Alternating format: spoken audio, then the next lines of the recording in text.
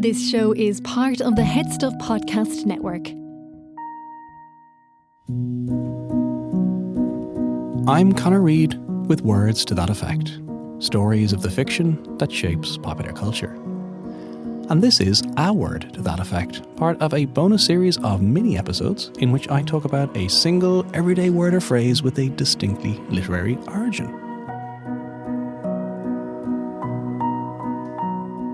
This week, it's a 2001 romantic comedy with Kate Beckinsale and John Cusack. Don't think about it, just say the first thing that pops into your head. You have beautiful eyes. Second thing that pops into your head. You have beautiful eyes. Come on now, stop. It's a baby clothes shop I passed the other day. It's a word often associated with unplanned but fortunate scientific discoveries. Hey! It's a song by the phenomenally successful Korean boy band BTS. Yes, I'm talking about serendipity, that word to describe when something happens by chance in a happy or beneficial way. The word is often associated with chance scientific discoveries. A scientist is trying to find a solution to one problem and accidentally stumbles upon something entirely different, but something which itself is a great discovery. Penicillin is probably the most famous example, when the bacteriologist Alexander Fleming left a petri dish uncovered and returned later to find that a mould had grown on it, which had in fact killed lots of the bacteria. That mould was then isolated and became the life-saving antibiotic penicillin. Almost exactly a century earlier, in 1826, matches were another serendipitous discovery. When John Walker, a British pharmacist, was working on an experimental new paste to use in guns, he accidentally realised that when it was dry it would spark and light when struck. The friction light, as it was called, was born, initially with a paste on the end of some cardboard and later on small pieces of wood. And Walker sold them from his pharmacy. Side note, and an event which was most certainly not serendipitous, these matches were not the type we know today. Walker didn't patent his invention, and so other companies started experimenting with the design, and white phosphorus was included in the mix. This is an incredibly toxic material and quickly caused a horrendous disfiguring disease in match factory workers, where their teeth would rot, their lower jaws would become horribly infected and need to be surgically removed.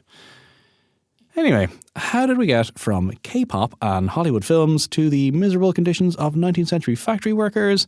Serendipity, a word that was coined a century earlier again, in 1754.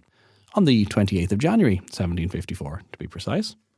And we can be that accurate because it appears in a letter sent by Horace Walpole, an English politician, antiquarian, and all-round man of letters. In literature, he is very much connected with one word in particular, Gothic, and his novel The Castle of Otranto is the Gothic novel.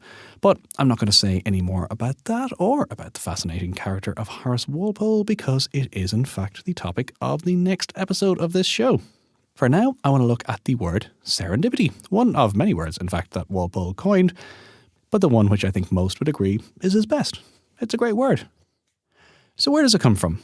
Well, Walpole actually adapted the word from a story, The Three Princes of Serendip. So this is an old story about three princes who are able to work out the exact details of a missing camel, despite having never seen it, using Sherlock Holmes-like inferences.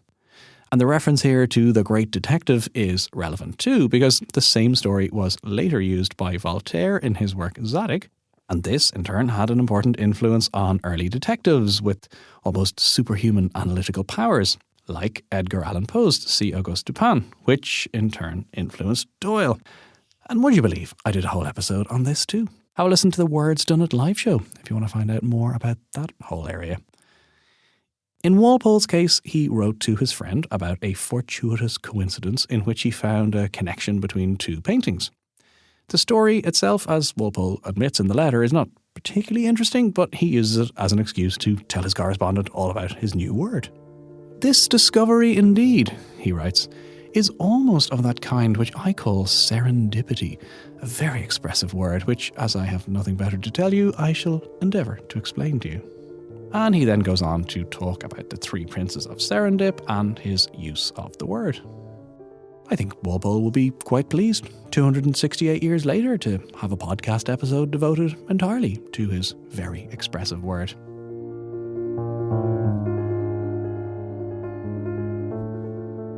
And that's it. Back to regular episodes next week with plenty of Horace Walpole. There'll be more mini episodes like this in the future, but most of them will be exclusively for supporters of the show.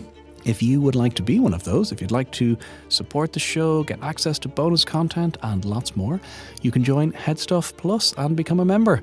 Just go to headstuffpodcasts.com. And before you go, I wanted to play you a quick trailer for a show you might like. You may remember a while back I did an episode about the pop cultural history of dinosaurs. Well, if my brief toe in the water wasn't enough for you and you feel like you could do with more dinosaurs in your life, then check out I Know Dino. We're Garrett and Sabrina from I Know Dino, the Big Dinosaur podcast.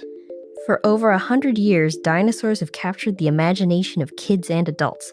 In the Wild West of America, paleontologists fought over dinosaur discoveries in the Bone Wars. In Victorian times, authors wrote stories about dinosaurs on Venus, Mars, and in lost worlds. Today, a new dinosaur is discovered almost every week. And we cover every one of them on our show, I Know Dino. Listen wherever you get your podcasts and at iknowdino.com, iknowdino.com. That's it. Thanks as always for listening, and I'll see you next time. This show is part of the Headstuff Podcast Network, a hub for the creative and the curious.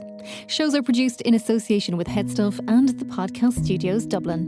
Find out more or become a member at headstuffpodcasts.com.